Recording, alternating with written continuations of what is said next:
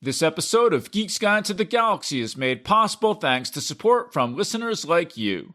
So if you enjoyed the show and want it to continue, please support us on Patreon over at patreon.com/geeks or via PayPal over at geeksguideshow.com/crowdfunding. And I want to give a special thank you to Nathan Smith, who just signed up this week to support us on Patreon. So big thanks again to everyone who's contributed. We really appreciate it. All right, so now let's get to our show.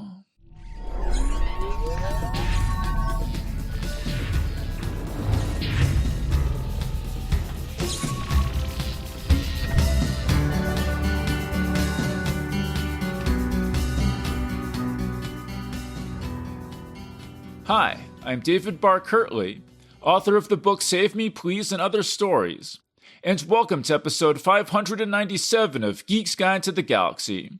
Our guest today is Matthew Kressel, making his 40th appearance on the show. He's the author of the novels King of Shards and Queen of Static, as well as the nonfiction book Dispatches from the Outer Deep, a guide to writing, editing, submitting, and publishing short and long fiction. He also hosts the Nerd Count podcast along with Mercurio de Rivera, and together with Ellen Datlow, he hosts the monthly Fantastic Fiction reading series in New York City. And in this interview, we'll be discussing his recent short story collection, Histories Within Us, and his new novel, Space Trucker Jess. And now here's our interview with Matthew Kressel. All right, so we're here with Matthew Kressel. Welcome to the show.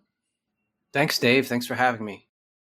Okay, so first of all, just tell us about your recent book, Histories Within Us. Yeah, so basically, for years, I wanted to come out with a collection, and I finally published it. It's called Histories Within Us, and it's got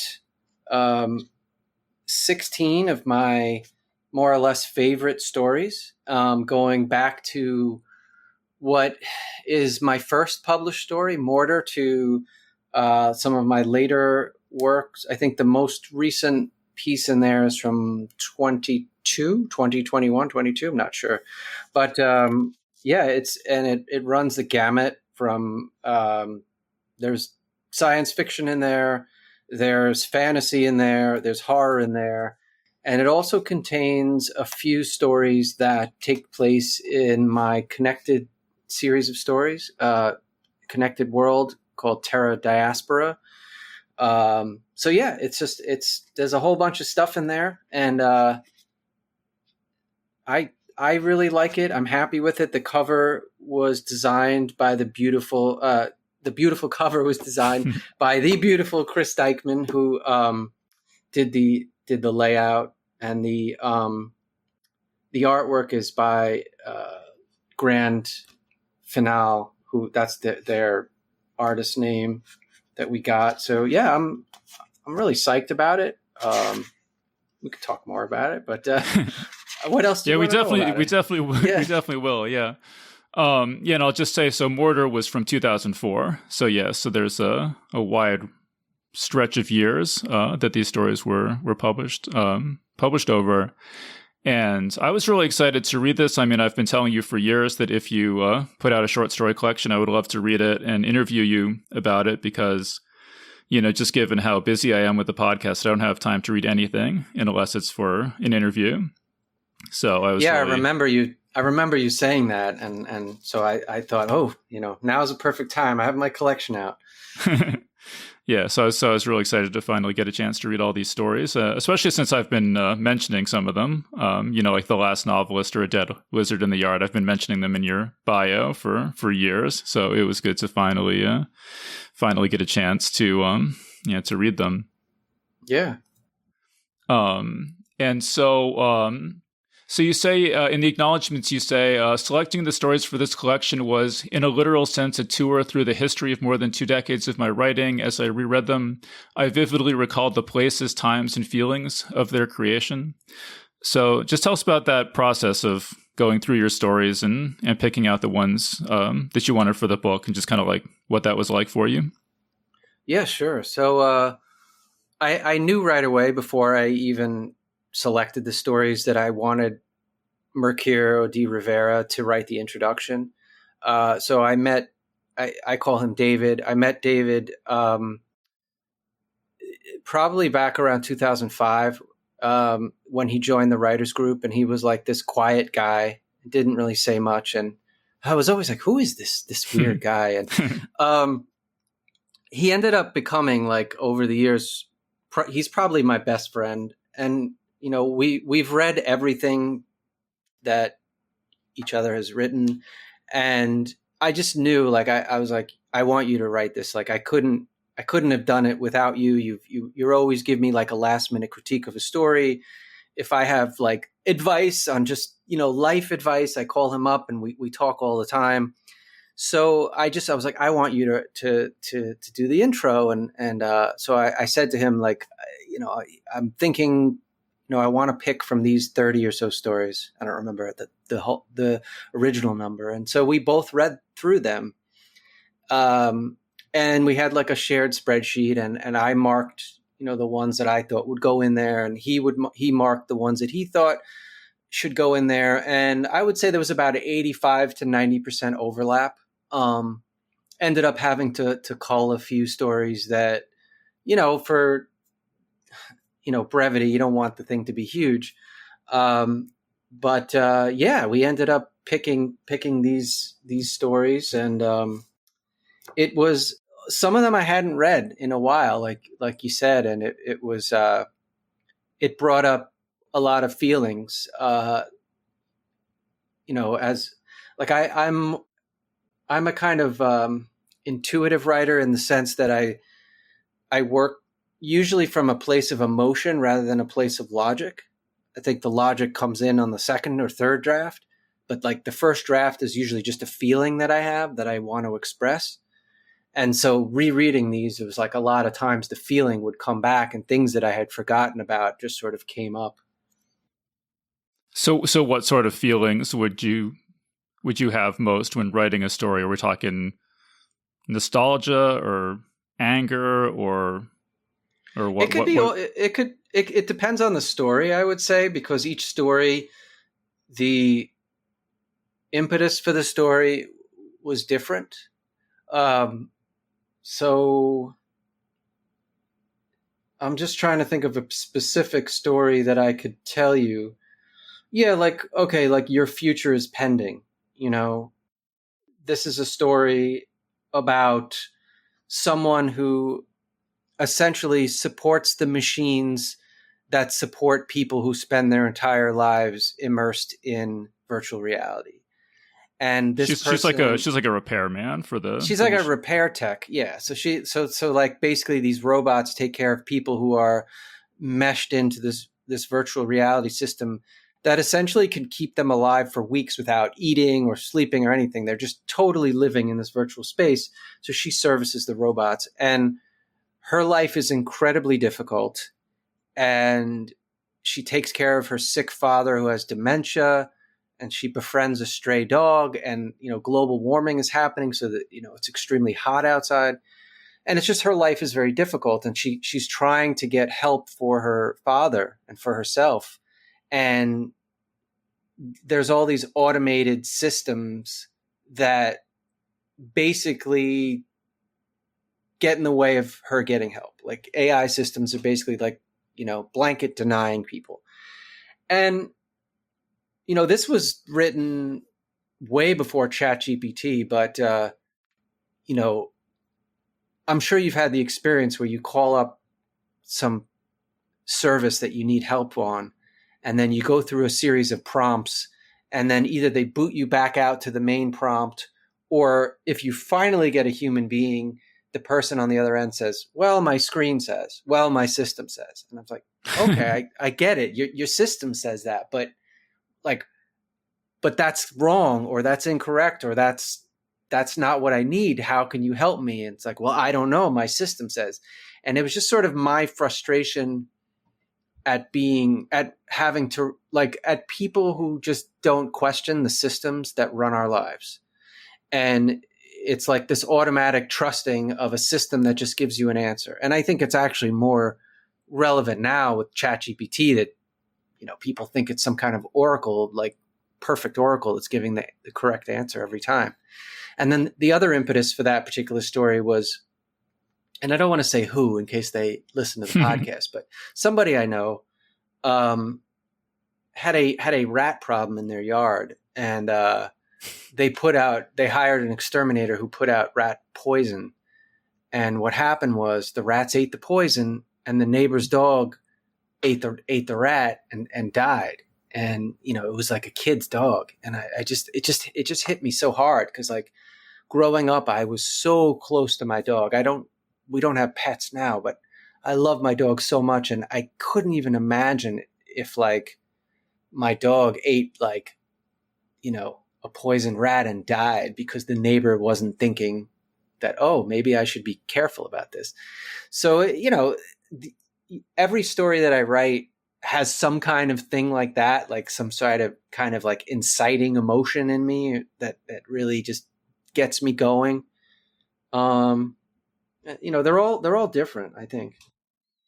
Yeah, I mean, with those automated systems, I mean, it's weird because I still sort of expect to be able to call up, the dentist office or whatever and talk to somebody, and but now I've finally sort of internalized that that's just not going to happen. So actually, what I'll do is I'll just drive over.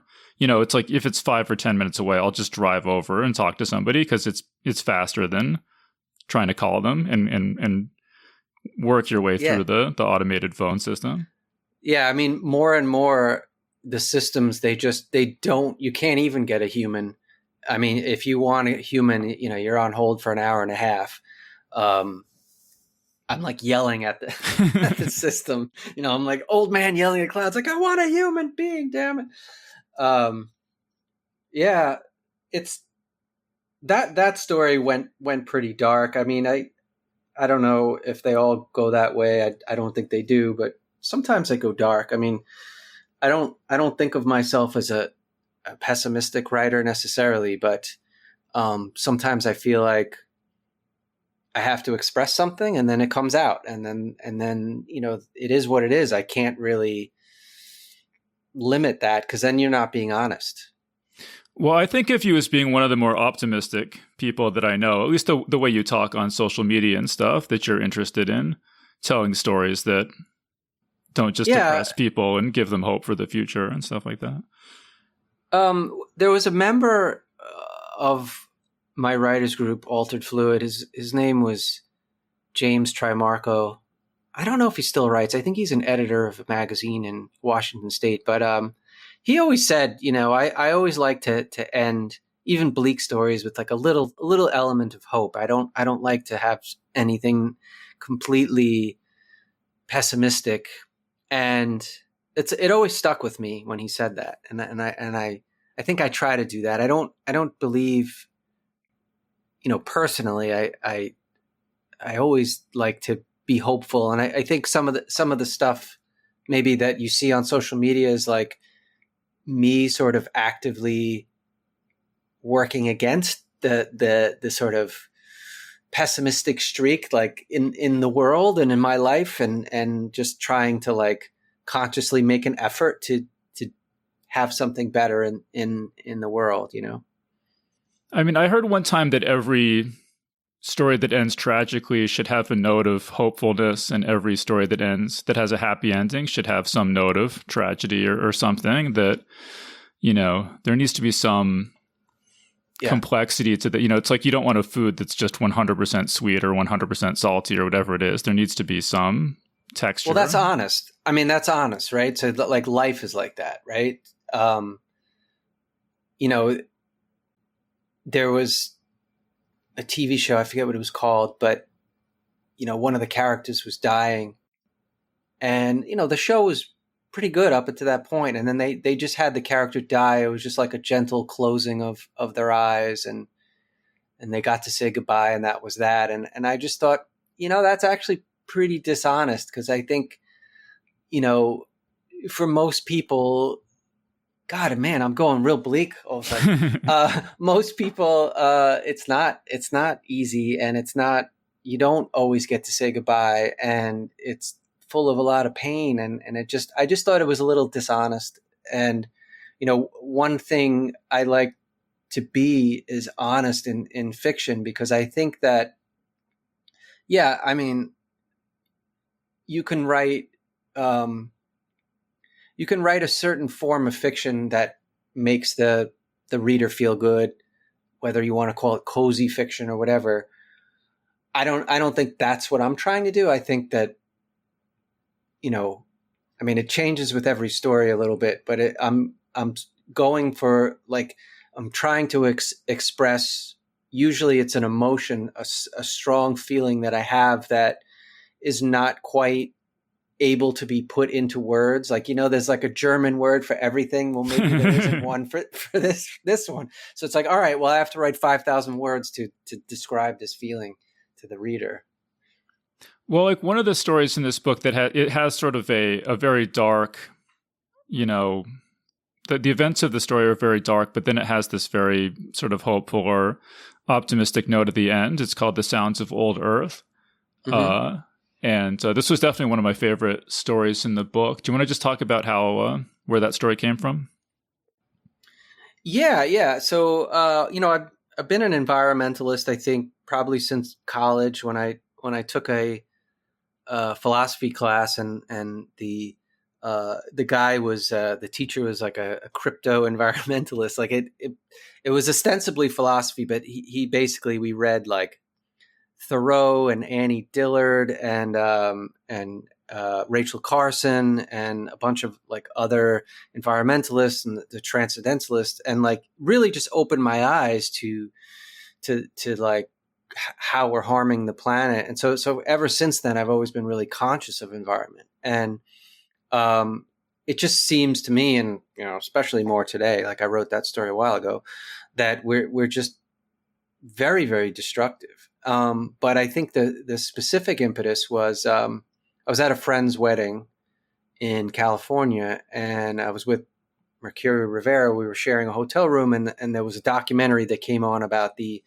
tearing down of the old Yankee Stadium to build a new one. And as a kid and young adult, I went to not the original Yankee Stadium, but the Yankee Stadium that was there in the 80s and 90s. I went there so many times, and I had a lot of memories there. And it just made me really sad that they were just tearing it down, this thing full of history. And oh no, we're going to build a new one. We're going to build a better one. And so, like, The Sounds of Old Earth, the premise is that this older man, Abner, he had this big house. It's in New Paltz, New York, which is a rural area in upstate New York, and it's been in his family for generations.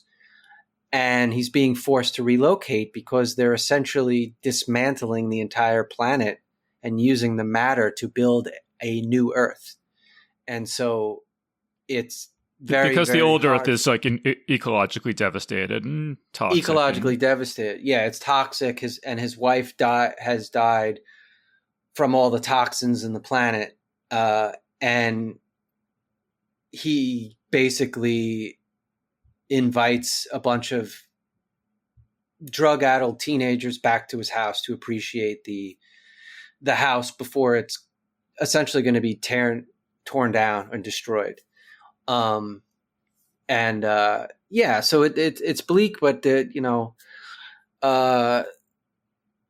I don't know if we're doing spoilers. I probably shouldn't, because I'd encourage people to read the story. But I think it ends on a little bit of a hopeful note.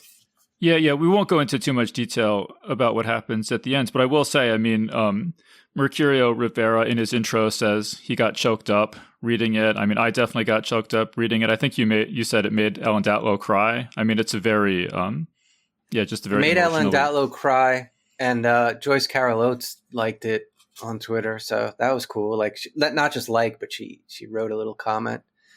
So that was always cool.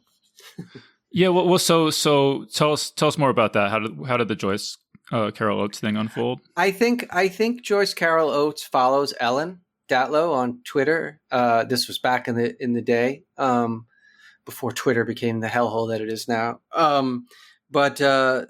So Ellen, I guess, must have retweeted it when I announced it, and like within an hour later, Joyce had read it, and she writes, "This is a powerful story that is both tragic and hopeful, unexpectedly and beautifully written. Thank you for sharing it." So that is Joyce Carol Oates. Yeah, so that's really cool because I don't know how often she comments on science fiction stories on Twitter, but that definitely sort of caught my eye when I saw that. Yeah, I mean, it was cool. I think the story was published New Year's Day. So, you know, Dave, that I used to have New Year's Eve parties. And then, so then the next day, I'm a little hungover and my in-laws came over and, you know. Well, wait, let's just explain. So Okay. for New Year's Yeah. Eve, we always watch Blade Runner. This is when we used to live in New York and we would go to your place, but we would watch Blade Runner and then you would like sing along to this Kermit the Frog song. Oh, man or a Muppet. Yeah. So my party trick was I would put Blade Runner on mute with the subtitles on. Then I would turn my back to the screen and I would recite the dialogue verbatim from memory, and to prove that I wasn't making it up, everyone could read the subtitles. And then, but at New Year's, instead of Old Lang Syne, I would do "Are You a Man or a Muppet" from the more recent Muppet movie. Which I love, and I don't know if my wife loves it. Don't do that. Don't do that song. I'm like, come on, I love it. It's so cheesy. I love it. But yeah. But sorry, you were saying your in-laws came over the next morning, and yeah, so they came over and like, I'm all aglow. I'm like, oh my God, Joyce Carol Oates. And then, my wife's like, yeah, help me serve help me serve my parents. Take out the garbage. Brings my ego back down to earth. But yeah, no, it was a good day. It was a good New Year's Day. Yeah. I think you said too that this was like one of the fastest acceptances you'd ever had. Was that for this story? That John Joseph Adams bought it in like an hour or something? Yeah. So I think I was at ReaderCon actually. And I had sent off like the story to him, and then like 45 minutes later, he's like, I want to buy it. Like I saw on my phone, I'm like, holy cow. Yeah, it was that. I think I'm trying to think if that's the fastest. I think it was. I don't think anything's ever topped that. Yeah. I mean, if you can, for most stories, you're lucky if it's 45 days or, right. 6 months or something, let alone 45 minutes. But yeah, because I just listened to your interview that you did with Scott Edelman on the Eating the Fantastic podcast. Oh yeah, and he had asked you if you could think of any examples of specific feedback you'd gotten from your writers group, and you said that Sounds of Old Earth was one you could remember specifically that the writers group had influenced the final draft of the story. Yeah, I mean, I'll just say this. Like, I think they've helped with every single story that I've ever sent through the group because they're all talented people. They're all really smart, and we've been doing this for forever, And so the thing that happens when you write a story is that you get like so close to it, and all the ideas are very vivid in your mind. But when other people encounter it, they're like, well, I didn't get this, I didn't get this part, or this other part didn't come through. And that's not always apparent to me. And so like or they might say, this is great, but it would make this really effective is if you had another scene where this character did this, or if you emphasize this, or they say, for example, I'm not clear on this one part because it's ambiguous. So I go back in and I make it a little more clear, or I add an extra scene, or I do this or do that. Sometimes it's very small. But yeah, Sounds of Old Earth, I remember that, that someone in the group told me that it would be more effective if Abner had one more scene with his daughter before his house was destroyed, just to sort of bookend what happens later without spoilers. And I think that really makes the story. Mm.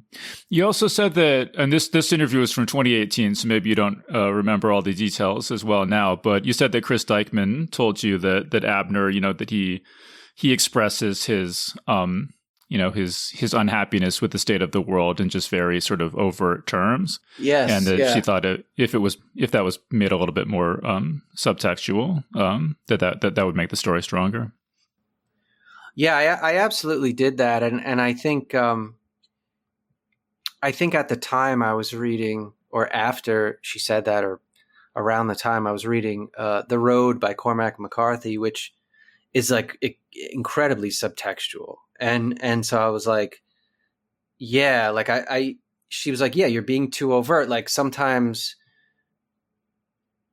like one of the things that I struggled with, I think early on as a writer, was I had to put every idea that I had onto the page. I thought I had to put every idea that I had onto the page, every, visual element, hit all the senses, every emotion. And it took me a really long time to realize that the reader paints their own picture in their mind. And the best thing you can do is just give them a couple touchstones and then let the reader paint their own picture. And I think the same is true for like emotions, that you can put all the elements there, but let the reader feel it, rather than saying, you could sometimes say that they felt a certain way if it's ambiguous, but I think, most humans have a form of empathy. And if you put the pieces in place, then that emotion will happen, I think, naturally in the reader, and it ultimately be more powerful than if you just out and out say it, they were sad. Okay, they were sad, but make me feel sad along with them. That's harder.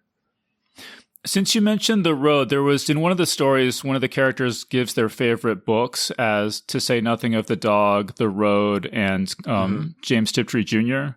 I was wondering if those are those your favorites, or is there some other reason? No, I think I was trying to just go for that particular voice. I mean, Dune is probably one of my favorite books. It's I don't know if you would call it spec fic. I guess it is. It's called The Last of the Just by Andrei Schwartz-Bart. It's about, this goes way back to another podcast we did about Lamed Vav, which is one of the 36 righteous souls. It's about a family of them.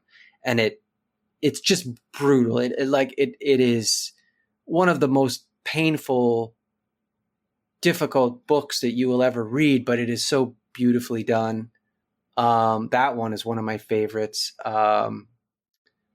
Yeah, I mean, I'm a lover of like Jeffrey Ford's short stories. I mean, there's so many books and stuff out there that I love, and I hate just picking a few. Like I'm always reluctant to say, oh, this is my favorite book, because then like 6 months from now, I'm like, oh, you know what? I really love this other book. I just read Stoner by John Williams, which has nothing to do with a pothead. It's just about a college professor. And it's like, if I sold you the book, if I told you what happens in the book, I would say, well, basically nothing happens. He's a college professor at a university. Nothing happens.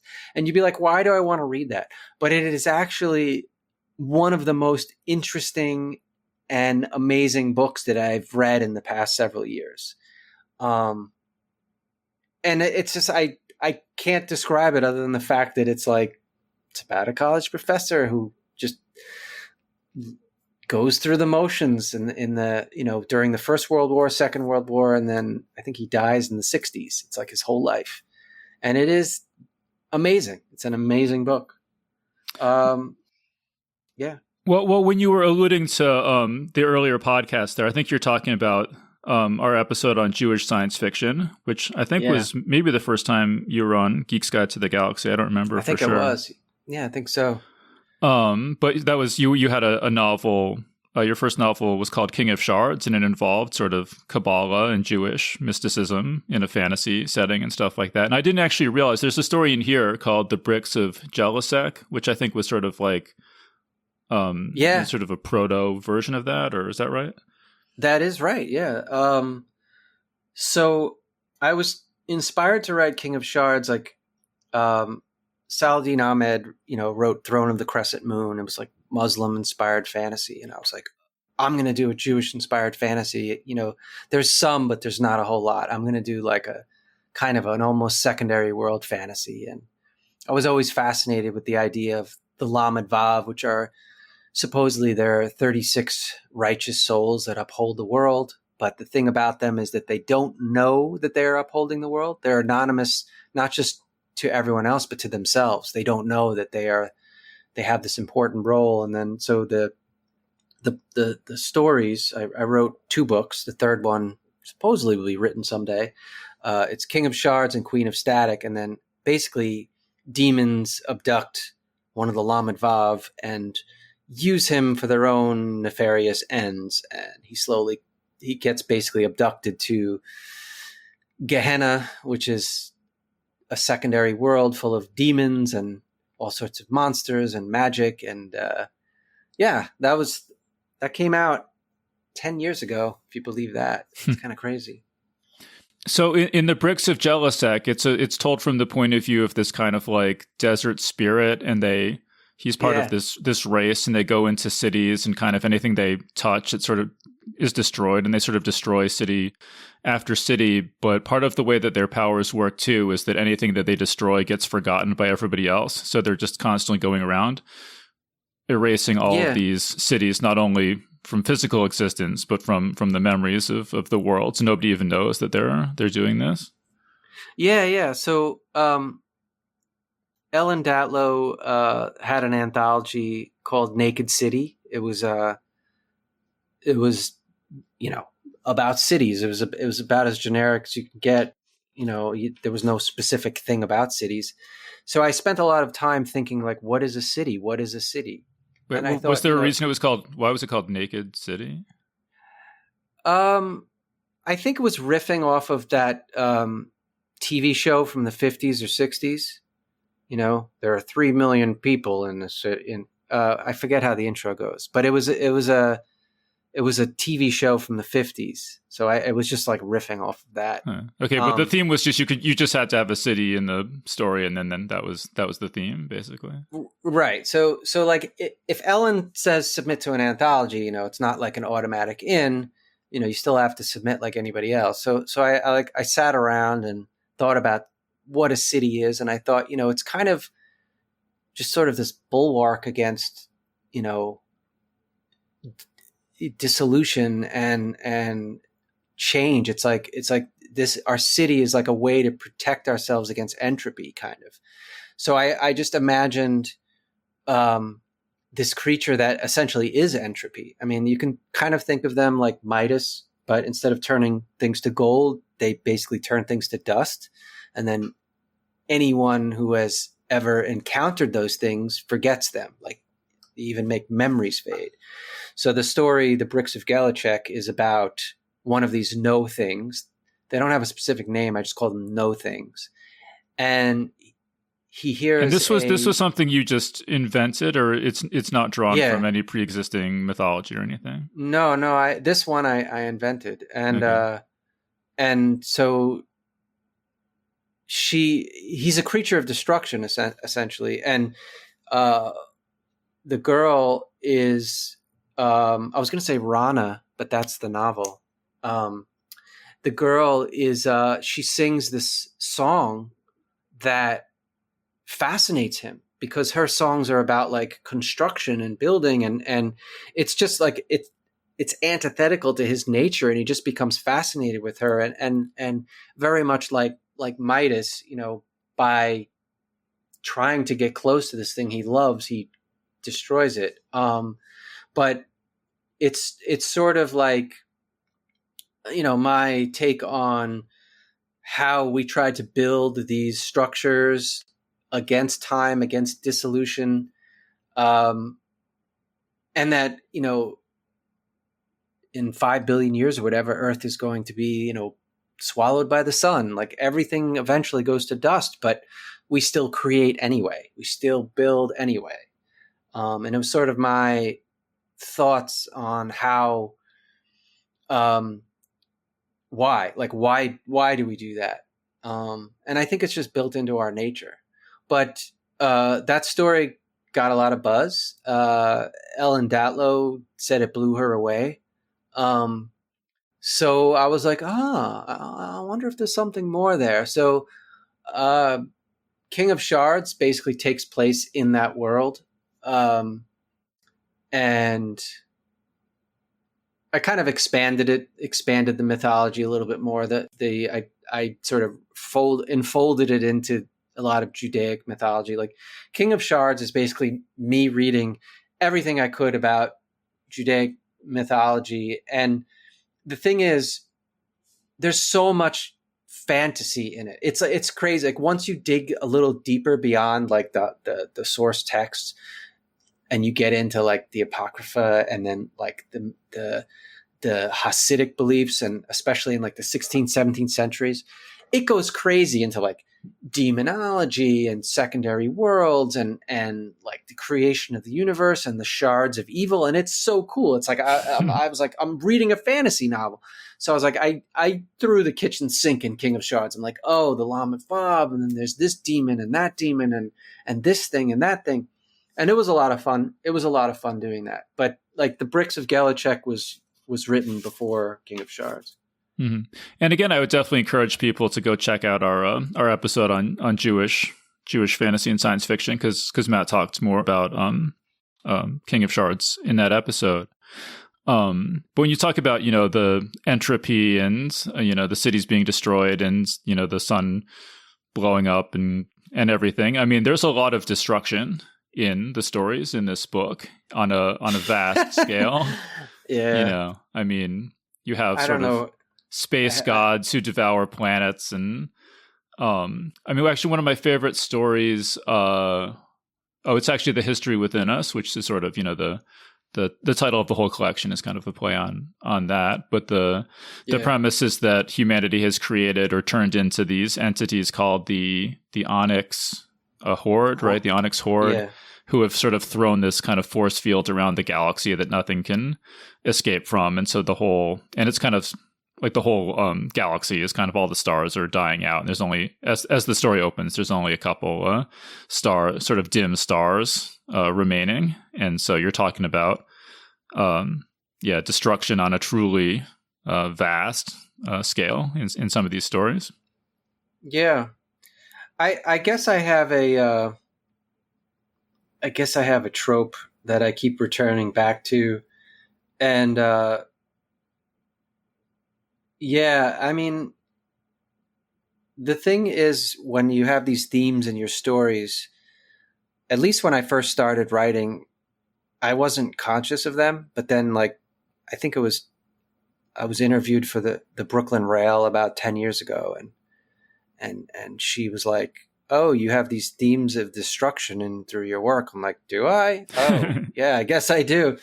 I've been a lot more conscious of it, I think, now, and trying to write against that sometimes. So like, it's not in the collection, but I have a novella coming out with Tor.com in February called The Rain Seekers. And that is very much like, talk about optimistic. It's the premise is a former social media influencer, recovering drug addict, is hired by a Martian magazine to document the adventure of a group of pilgrims hoping to be the first people to feel it rain on Mars. So they're trekking across the Martian desert in buggies. She's interviewing people along the way, and they're following a rainstorm. And it's each person, it's like their personal journey of how they came to Mars and how they overcame their hardships, and shows the best and worst of humanity. But it was my attempt to intentionally do something that was like against maybe some of this world shattering destruction that I seem to return to a lot. It's funny, when I interviewed Mercurio Rivera, I asked him, it seems like you write a lot about aliens. Is that something you do intentionally, or is that something you ever, thought about? And he's like, yeah, actually, I never really even noticed that until, recently someone at a convention or something pointed that out to me. And I was like, no, I don't write that much about aliens. And I sort of thought about it. I was like, oh, wow, I do actually write a lot about aliens. And it's funny how you can have these themes and preoccupations that are, that you're not even thinking about, that aren't even apparent to you, but are apparent to other people? Yeah, I mean, like I said, when I'm writing when I sit down to start a story, it's usually an emotion, it's usually a feeling, and I'm not consciously thinking about it. And without getting too personal, I had some difficult times in my late childhood, early adulthood, and I think maybe that's coming out in the fiction through the stories. But yeah, well, I was just reading. You did a piece for John Scalzi's whatever blog. He has a thing called The Big Idea. Yeah, and I guess you were able to write a piece about so your new novel is called Space Trucker Jess, and that was one of the things you talked about in that piece, is just sort of like how how some of the challenges you faced when you were younger kind of informed this new novel that you have coming out. Yeah, I mean, there was a period from, let's say, 16 through 19 that was really, really hard for me. I will just say that I score very high on the ACES scale, the ACES scale.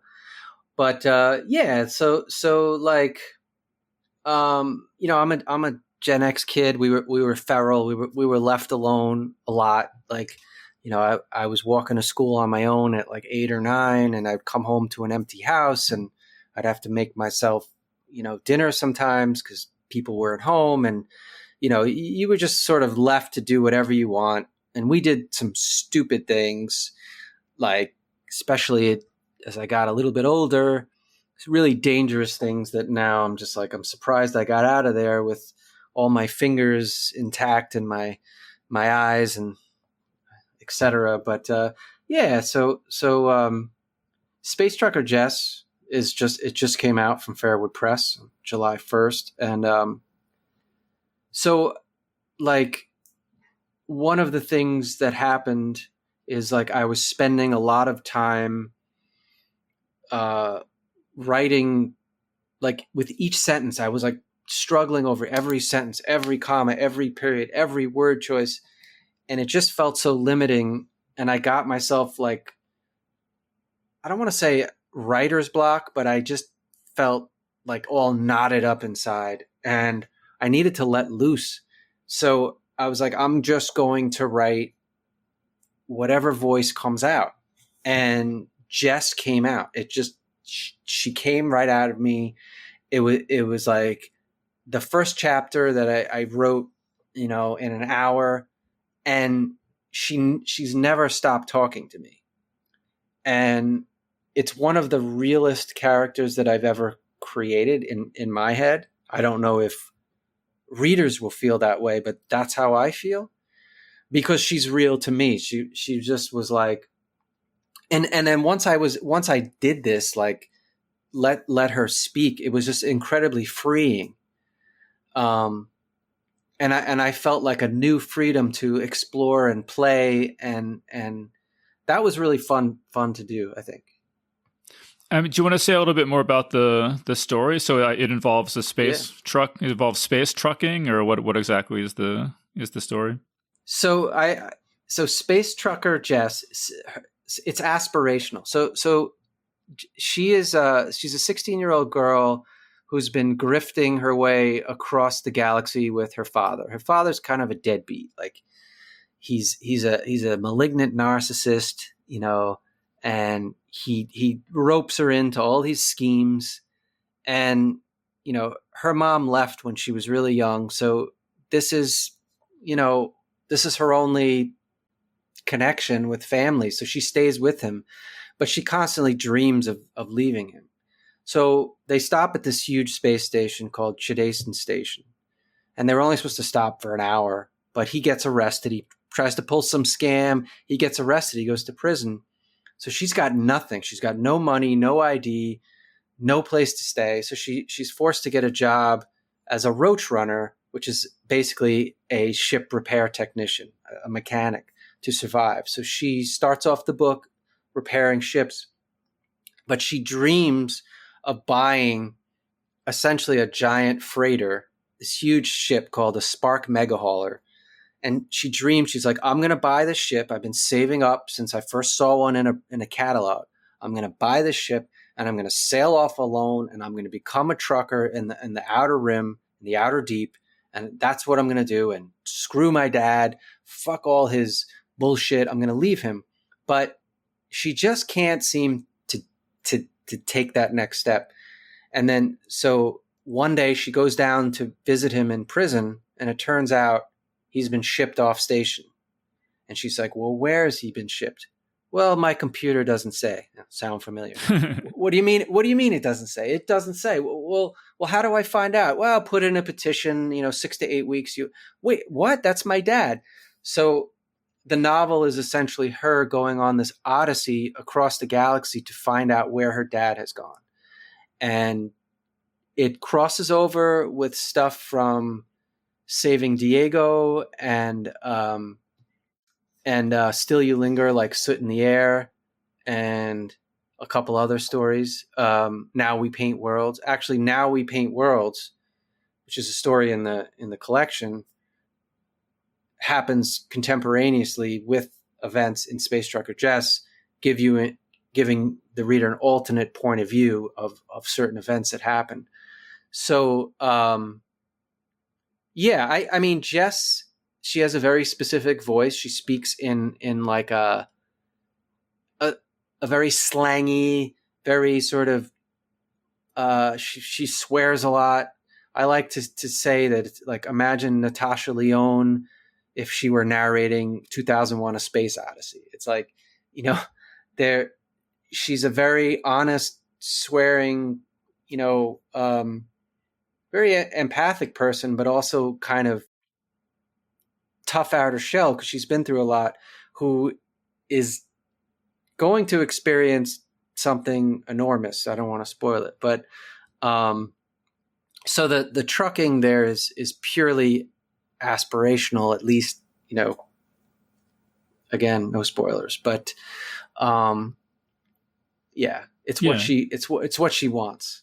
Well, and what I've seen, having just read the stories, what I've seen of this universe is what I mentioned earlier. There are these sort of alien gods who some humans take drugs to communicate with, or like to commune with, and then these alien gods are able to just, eradicate whole planets, just with very little effort, it seems. And so that's kind of at least part of the backdrop that this novel was set against, I guess. Yeah, so I was definitely inspired by Werner Vinge's Fire Upon the Deep, where he has like the zones of thought, where there's this idea where there's like the slow zones where like you can't travel faster than light, but then consciousness can't arise there. And then you have I forget the name of the actual zones that he had. Yeah, well, there's the unthinking depths, the slow zone, the beyond, and the transcend. We did an episode on it within the past. Yeah, I mean, I love that book. I actually just reread it after listening to that episode. So like the idea in the book and in the other stories is like these Newmans. I mean, some humans call them gods, but they're essentially like these inscrutable aliens. They don't have physical bodies. They exist essentially in kind of like a I don't want to say a parallel universe because it's our universe, but they don't perceive time and space the way we do. And they have a hard time even comprehending us as anything other than like, an insect, at least initially, because we're just so small to them. They live in the voids between galaxies because galaxies burn too hot for them. So they essentially can't get too close. So the only reason that humans are encountering Newmans now is because humans are starting to settle the outer reaches of the galaxy and just kind of on the wisps of where the Newmans exist. So they're starting to interact, and some of those early interactions don't go so well for humans. So do you feel like you're sort of on a roll with the Terra diaspora, and you're going to write a lot more stuff in this universe, or are you thinking about doing something different next? Yeah. So the Rain Seekers is actually the novella I was talking about takes place in the Terra Diaspora universe. So it takes place about 1,000 years before Space Trucker Jess. And I'm writing a follow up to the Rain Seekers that sort of presages some things that happen in Jess's time. So yeah, they're all connected. I mean, some of them are a little bit more tenuous. Um, I had a story in Asimov's back in January called 500 kph Toward Heaven, and that's also in the same universe. Um, but it's the connection to it is tenuous in the sense that, like, you might notice a couple proper nouns that are the same in the stories, but other than that, there's not a lot of crossover. But then some stories, like there's a planet in Space Trucker Jess called Gilder Nefan, which is on the outer rim, and basically they're a group of essentially utopianists. So basically a bunch of Palestinians and Jews got on a spaceship and said, we're going to start our own planet and coexist peacefully. And they're kind of they live an orthodox lifestyle, but they also shun technology. So their world is, there's they still have technology, but it's hidden, and they try to live these very austere religious lives, and they smoke this or ingest this psychotropic drug called the sweet gismus that allows them to reach sort of transcendent states and commune with these gods. And yeah, I mean, the thing is with these stories is, you write one, and then you're like, that was really cool. I really had fun doing that, and I got a lot of good responses to that. I want to tell more stories in this world, and I think that's how it expanded. Mm-hmm. Well, so tell us the plumber story. Oh, okay. So, was it last weekend? I'm losing track of time. We had the hot water. We're in the middle of an apartment reno, and just the hot water heater broke. It apparently didn't have anything to do with any of the construction. It was just a random thing. So this was on a Friday night. My cousin was visiting from Maryland. It was like a chaotic night because he was driving up. And so we called a 24-hour plumber, and this guy shows up. His name is Louis. And he's like, yeah, you need to replace it. So he comes back the next morning, and, we were like trying to Venmo him. It wasn't going through or whatever, Zelle. So he's like, oh, I was like, oh, I got to go to the bank. He's like, I'll drive you to the bank. All right, sure. So I hop in his truck. We're driving to the bank. He's like, so what do you do? Are you a lawyer? No, I work in IT, programming, and I do a little writing on the side. He goes, oh, he's like, I read a lot. What do you like to write? And I was like, actually, I write science fiction. He goes, oh, I love science fiction.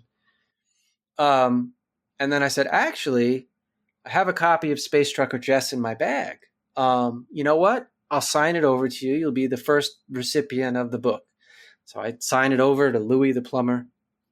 And then we go to the bank, and there's like a 15-minute line for me to take out cash. I finally take out the cash. I come back to the truck. Louis says, I read the first chapter and I loved it. He goes, plumbers will love this.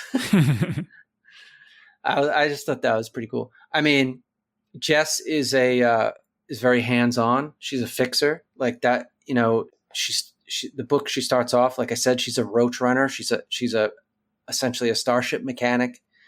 And I think all throughout the book, for the most part, she's fixing things. Like she approaches it from like an engineer, or mechanic's point of view. Like she solves problems, whether it's like a physical problem or an emotional problem. She always looks for ways to solve things. And she sort of, sometimes she's a little, she brute forces it in a way that may not necessarily be wise, but like often through sheer force of will and effort, she's able to solve problems. And I always like that aspect of her. She's very, very spunky that way.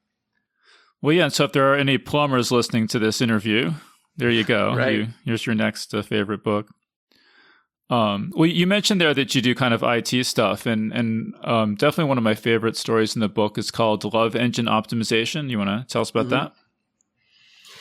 Yeah, so it's a story of Sam, who is basically works for a big corporation as kind of a sysadmin IT person.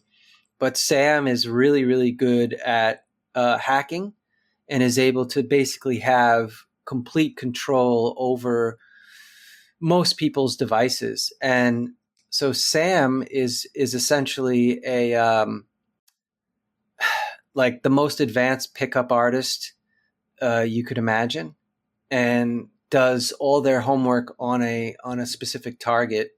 So basically, Sam searches the internet, finds someone that they want to pick up and date, or whatever you want to call it, and like finds every single their history of their playlist online. They have like hidden recordings of them because like all the smart devices in your house or they're recording stuff, is able to listen to that, is able to do history on the person. So then Sam is able to really, really win over somebody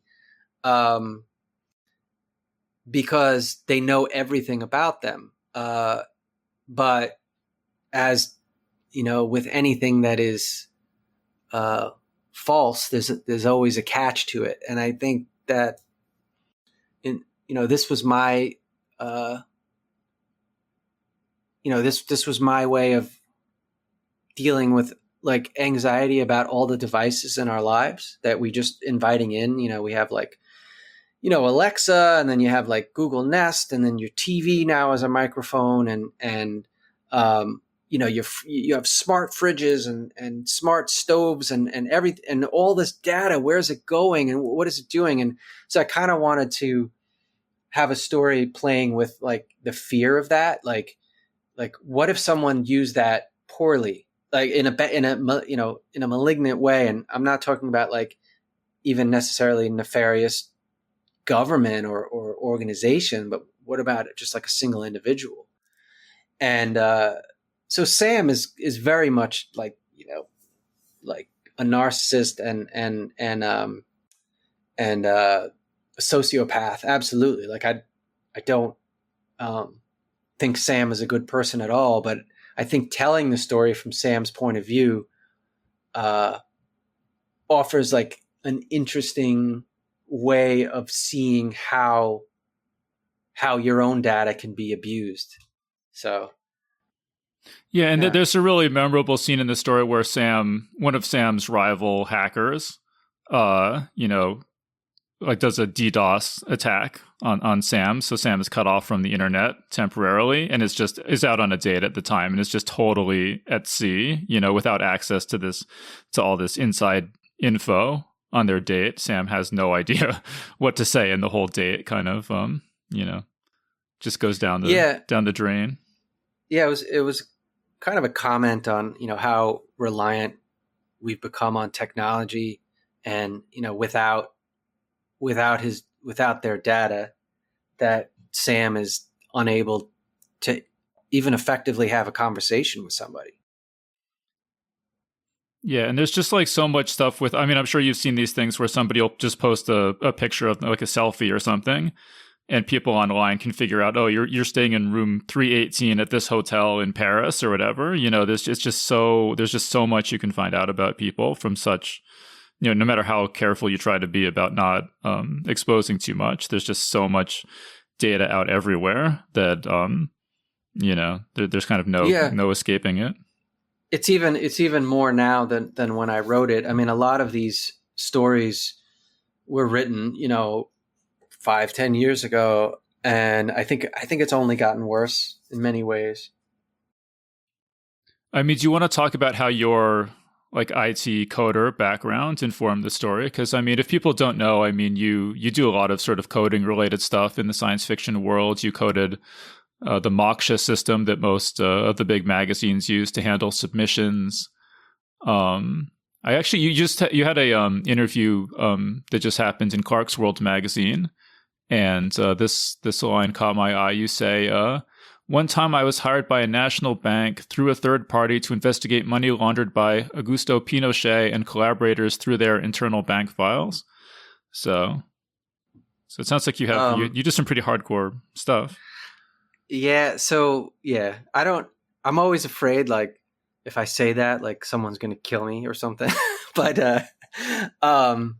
I mean, this was years ago and I don't remember any names or anything, but this was before I had my own company, and, I was working for this other guy, and we were brought into this bank, and we were like searching through volumes and volumes of emails and other things for account numbers and names. And the other guy's like, "This says Pinochet." And I was like, "It does." And then, I don't know, it was like the slow realization that, oh, that's what we're doing. But yeah, I mean, I don't think IT, like, that may have been, I guess IT does play a part in some of my writing, but I just thought in love engine optimization, it just felt like all the hacking related stuff felt very convincing to me. I mean, it seems like even if I didn't know you, I think I would have been able to tell that you have that sort of technical background. Yeah, I mean, so I think that my IT brain and my writing brain are separate. It's like that Philip K. Dick Scanner Darkly, where it's like, I'm split into like two personalities or something. They don't often cross over, but sometimes they do. Like, I think in that story, for sure. In terms of some of the hacking stuff, I mean, I think Jess and Space Trucker Jess, she does a little hacking there. It definitely came out in there. But yeah, I mean, I don't know, because like, writing to me and the IT stuff to me, like, I do the IT stuff and I like it, but I don't know if I would say it's my passion, if that makes sense. Whereas like writing, I love it. People tell me, like, other writers, like, "Oh, it's so hard writing. It's painful. It hurts." And I'm like, I don't know. I enjoy it. I mean, it's work. It's not like, it's not like sitting on a beach drinking a margarita, but it's like, I enjoy it even though it's work. It's like after writing for 3 or 4 hours, I feel good about it. Whereas like if I'm programming 3 or 4 hours, like, yeah, I get satisfied if I fix something, but it's not like when I'm done programming, like, you know what I want to do? I want to program some more. Like, I don't know. Well, it sounds like you've got a pretty sweet deal, though. I mean, that you basically you're sort of self-employed, or at least you were when I listened to an interview with you where you described your writing process, where you said that you're able to write kind of in the morning and then do IT stuff in the afternoon, and that's your day job, but it gives you a couple hours every day that you're able to work on your writing. Yeah, I mean, I'm lucky that way. It took me a long time to build up enough IT clientele where I could make a decent living, doing that. So yeah, like I write in the morning for about 3 to 4 hours, and then in the afternoon is all the IT stuff, the day job stuff, and I work until I'm done. But the past few months, it's been all out of whack because we're in the middle of a home renovation, and I've been like, I'm always interrupted with this and that, and that. It's like interruption is like the bane of a writer. Like, you need sustained focus, and it's like, oh, it's so I haven't been on a schedule at all the past few months, which is not good for me. Like, I need to get back into that. But yeah, no, I mean, I'm lucky that way, and I'm I'm grateful that I'm able to do that. I'm really looking forward to seeing some pictures of these renovations when they're done, because I've just been hearing about it for so long. It just sounds like it's been quite a You're hearing me process. complain about it. Yeah. It is nice. It's just it's painful. It's like there's always one more thing that needs to be done, and just when you think something's finished, you find out that no, there's shower's leaking. You gotta go back and get a warranty on the part, and it's going to be 7 to 8 business days to ship, and then you got to schedule with the plumber to come back and wait. How are we going to shower if it's leak? Anyway, but no, at the end of the day, it's going to be really nice. It's going to be about a third bigger than what we have now, and we'll have a backyard. So for New York City, that's amazing. Yeah. All right, so one of my other favorite stories I definitely want to get to is called Cameron Ryder's Legs. Can you tell us where that story came from? Yeah, so my friend Arthur C., who is not Arthur C. Clarke, as Neil Clarke assumed from Clark's World.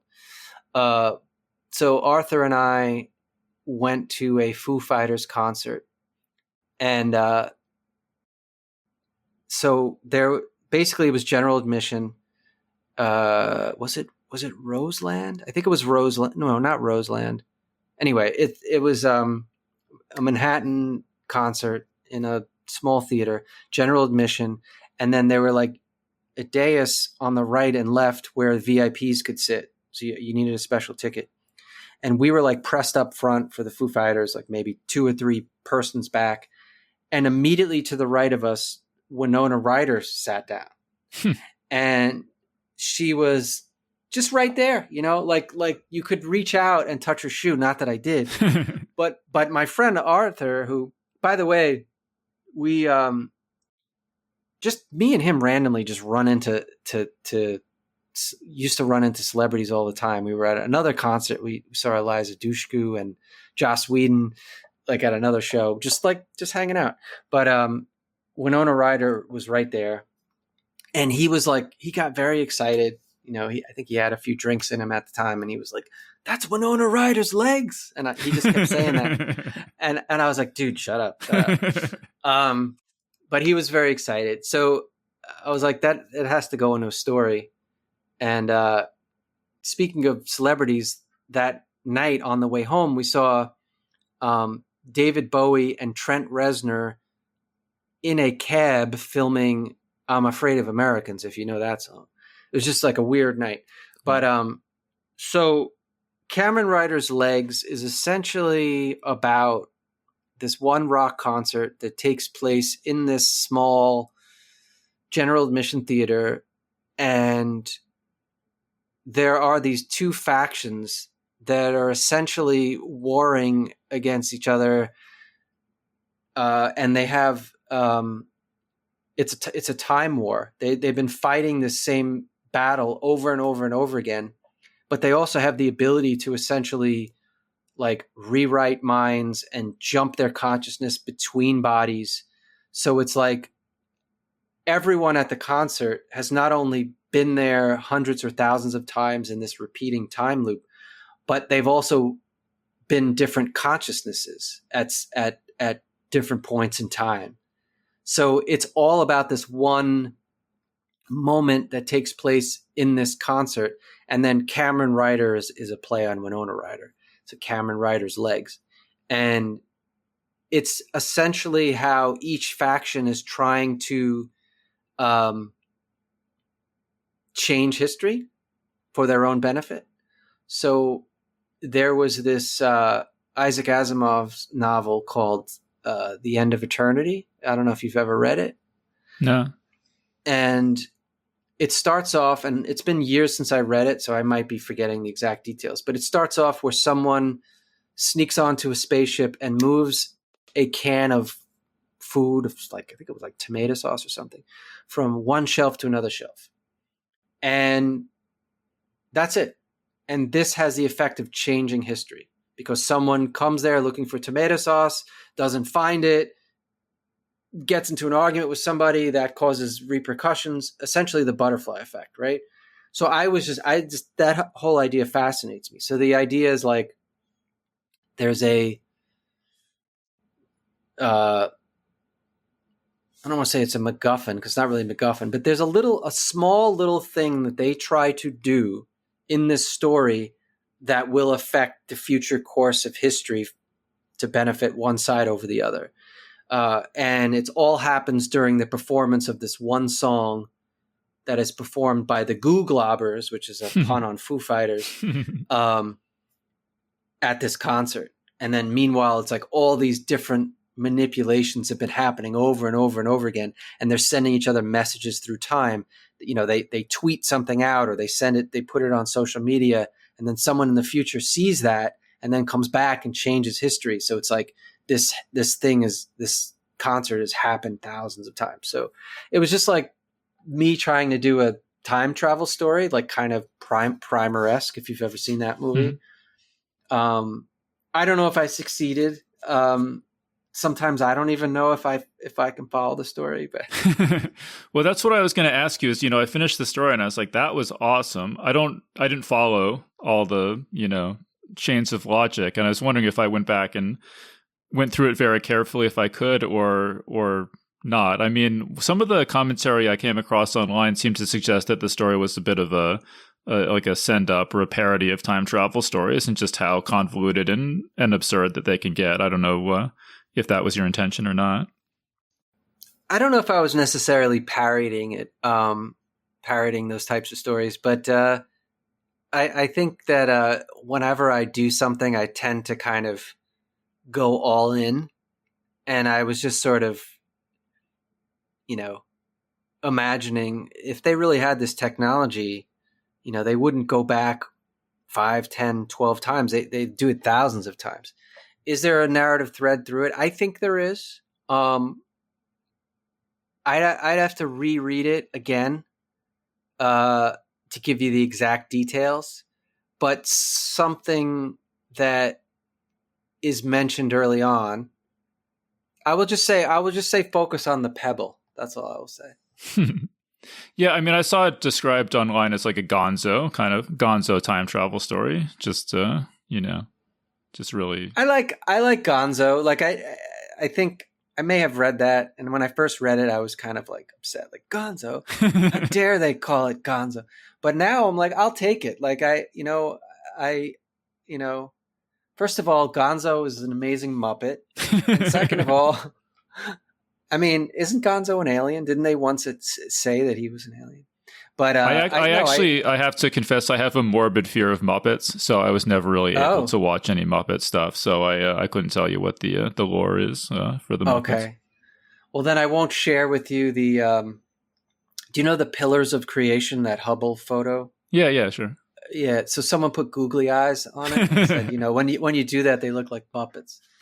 But yeah, now, I mean, I like to go all in, and I think in this story I went all in, and maybe it goes a little gonzo. I'm okay with that. I like that. And sometimes I don't think it's always good to explain everything or have an answer for everything. I think a little mystery is good. Even, myself not having all the answers. Because I think when you do that, sometimes it takes away a little bit of the sense of wonder. Yeah, I thought it was an awesome story. I mean, whether I could ever follow it or not, I enjoyed it either way. And I would definitely recommend everyone go check it out. And probably the last story we'll have a chance to get to here is called In Memory of a Summer's Day. So you want to talk about how that one came about? Yeah, so Ellen Datlow does a lot of anthologies, and so this was an anthology on Alice in Wonderland, and it was called Mad Hatters and March Hares, and I thought I would try to submit to it, and I wasn't super familiar, like. Obviously I had read it, but some people are just like obsessed with Alice in Wonderland. But we went to an exhibit. I don't remember. I think was it the Frick or the Whitney? I think you might have actually been there. Yeah, Dave. Do you remember this? I do remember this. Yeah. Yeah, and what struck me was just just kind of how kind of pervy, you know, he was, Lewis Carroll, like Charles Dodgson. Just like he had all these photos of children and like photos of Alice where she was like, her shoulder strap was like hanging down over her shoulder. And, he intentionally destroyed like 85 or 90% of his photos. And you got to wonder why. Like, why would he destroy these photos? And I don't know. Like, I just thought like, he gets all this credit, but what about like, the real Alice Liddell, like with, that she was named after, like, what, like, I felt like nobody ever they consider the fictional Alice, but what about the real Alice that, basically her parents would leave Alice alone with Charles Dodgson for like hours and they would go sail up the river together. It's just creepy. Like he was 20 years older than her. And, so I wanted to write a story about that sort of, I mean, it's not, the story's not about pedophilia. I just want to say that up front. It's about Alice taking some power back, Alice Liddell. And it's also how my feeling that, Disney is fun and great, but there's also a creepy undertone to it, right? There's also like something creepy about Disney. I mean, at least the amusement park you're talking the amusement parks. Yeah, the amusement park, or just like they're just like this big mega corporation, and it just feels like you get subsumed in there. So in the story, In Memory of a Summer's Day, which was the inscription that Charles Dodgson left on the copy of Alice in Wonderland he gave to Alice Liddell. It says, "In memory of a summer's day," because he told her the story when they were sailing down the river. So in the story, the narrator is a tour guide of Adventureland and Wonderland, excuse me. And he goes down there 12 times a day and he gives tours, but like Wonderland is a bit creepy. It's there's stuff that goes on there that's a bit sinister, and people who go there, they're not really sure why they go. They just go because everybody else goes. And then sometimes children go missing, or that they come back and they seem a little different and maybe they're not real at all. And then, there's stuff there about Alice Liddell at the end that maybe readers who are a bit more aware of the lore may pick up on, but if not, it's still a sort of a creepy, dark fantasy story. Yeah, I thought it was really, really cool. And the narrator, he's sort of trapped. He doesn't want to be a tour guide right. in Wonderland, but he can't escape it. Yeah, and I'd say it's more than a little bit creepy. The Wonderland, I would say it's pretty creepy. It's pretty creepy, and yeah, I had fun. I had fun with that one. Obviously reread the books and tried to incorporate a lot of the stuff in there and just make it fun. And I don't do much dark fantasy these days. Like, I think a lot of my new stuff is science fiction, and Mercurio de Rivera and I actually co-wrote a story called Threat Assessment, and it's about a woman who is tasked with psychoanalyzing a psychopathic AI. And then I have another story called S.B. Droger, Dreams of War, which is coming out in October, and that's kind of like my anti-Doge story, which, if you liked Cameron Ryder's Legs, like the time travel aspect, and you wanted something that's a bit easier to follow, I would say S.B. Droger, Dreams of War would be up your alley. Okay, cool. I'll just explain for people in the future. Doge is Department of Government Efficiency. It was Elon Musk's effort to cut the federal budget. I have a feeling people years from now will not remember what that reference is. I did want to. Did you guys do a For the Alice in Wonderland story, did you guys do an event in Santa Fe, like at the John Cocteau Theater? That we did. So George R. R. Martin hosted an event there at his theater there, and he had like a Mad Hatter contest, and we did brief readings, and he took us out to dinner. It was really great. That was in Santa Fe, and that it snowed when we were there. I was like, how's it snowing in Santa Fe? But yeah. Yeah, I just love Santa Fe. My wife Steph and I have gone through there a couple times, and I actually proposed to her on the road leading up to the ski basin in Santa Fe. Yeah, I mean it does snow up. It's up in the mountains, so it does snow up there, and there's a pretty popular ski area up there. And it was one of the locations featured in the Amber, the Roger Zelazny's Chronicles of Amber, which is my favorite. I remember you telling me this. Yeah, it's great. So, so I've been to George R. R. Martin's John Cocteau Theater, but just kind of passing through town, never when there was an actual event going on. So, I'd love to go back when there was an actual event going on. Yeah, that was the only time I had been there. So yeah, I would love to go back too. It was a lot of fun. My wife loves the desert. I like my trees. We live in New York. I like my forests and my trees and my green. I mean, the desert's fun to visit. I don't think I could live in the desert. Sorry, but it was cool. It was really cool to visit. Yeah, well, we're in the Texas Hill Country where there's lots of trees and rivers and stuff. But then we're within a day's drive of Santa Fe, so we can get as much desert as we want, and then come back to the trees. So yeah. All right, cool. So I think we've pretty much covered everything. But was there anything else that you wanted to talk about before we wrap this up? I don't think so. I mean, I'm just happy to get to talk about my work. There's a lot of stories in this collection, Histories Within Us, and Space Trucker Jess. I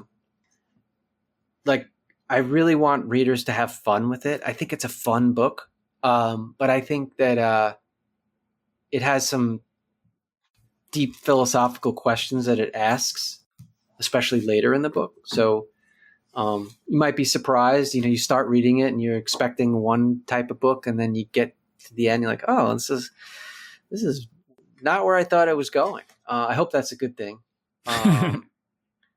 But yeah, no, I really appreciate you having me on, Dave, and I've obviously been on the podcast for a while, many times, and it's cool. It's cool just to talk about my stuff. Yeah.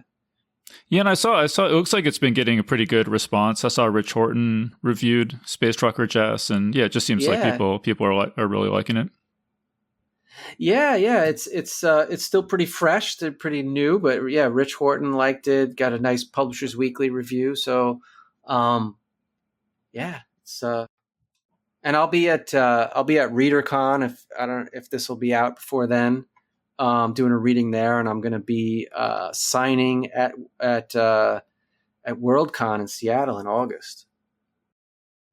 Yeah, and again, I mean, I mentioned this every time Matt's on the show in his intro, but if you're in the New York area, you should also go check out the KGB Fantastic Fiction Reading Series, and you can say hi to Matt, have him sign your books if you want to. Yeah, definitely come to that. It's a great little event once a month, and we have a audio recording that we do online. So if you can't come to New York, you can still hear the readings. All right, yeah. So hope everyone enjoyed that. We're gonna wrap things up there. So we've been speaking with Matthew Kressel, author of Histories Within Us and Space Trucker Jess. So Matt, thanks so much for joining us. Thank you so much, Dave. Appreciate it. And that was our interview. So big thanks again to Matthew Kressel for joining us on the show. Geek's Guide to the Galaxy is made possible thanks to support from listeners like you. So if you enjoyed the show and want it to continue, Please support us on Patreon over at patreon.com/geeks or via PayPal over at geeksguideshow.com/crowdfunding. Alright, so that was our show. So thanks everyone for listening, and we'll see you next time.